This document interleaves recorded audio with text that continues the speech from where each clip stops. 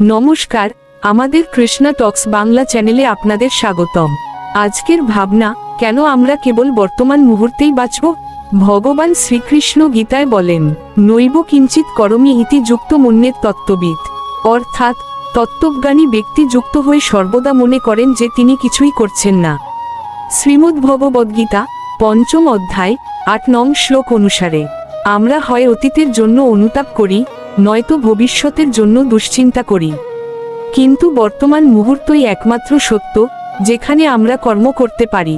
তত্ত্বজ্ঞানী ব্যক্তি জানেন যে তিনি নন, বরং প্রকৃতির গুণাবলীই কর্ম করছে। এই জ্ঞান আমাদের মনকে অতীত ও ভবিষ্যৎ থেকে বিচ্ছিন্ন করে কেবল বর্তমানে মনোযোগ দিতে শেখায়। যখন আমরা বর্তমানকে ভগবানের সেবায় নিয়োজিত করি, তখন জীবন স্বতঃস্ফূর্ত এবং শান্তিময় হয়। আপনি কিভাবে আপনার বর্তমান মুহূর্তকে আরও অর্থপূর্ণ করতে পারেন, কমেন্টে জানাতে পারেন। প্রতিদিন রাত ৮টায় কৃষ্ণা টক্স বাংলা চ্যানেলের আধ্যাত্মিক আলোচনা শুনতে ভুলবেন না। জ্ঞানের এই পথে আপনাদের সঙ্গে নিবেদক শ্রী মিলন দেবনাথ। হরে কৃষ্ণ।